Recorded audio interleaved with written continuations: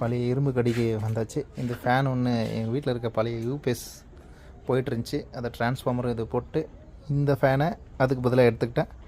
So இது வந்து நம்ம வீட்டுக்கு போய் எடுத்துகிட்டு ரெடி பண்ணி நம்ம யூடியூப்பில் போடுவோம். இதுதான் ஃபஸ்ட்டு வீடியோ. சேனல் பேரும் சொல்லி நான் யூடியூப்பில் வீடியோ போடுறேன்.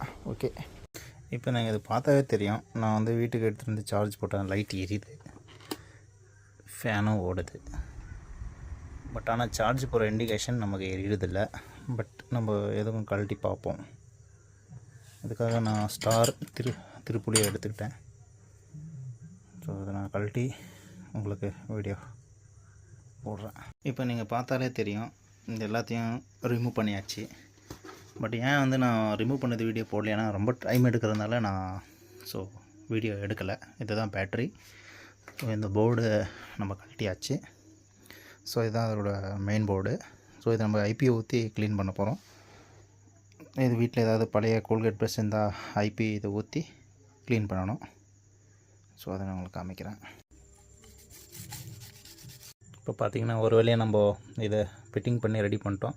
ஸோ நான் ஃபிட்டிங் பண்ணது ஏன் போடலைன்னா ரொம்ப நேரம் டைம் ஆகும். அது பிடிக்க இன்னொரு ஆள் வேணும். அதனால்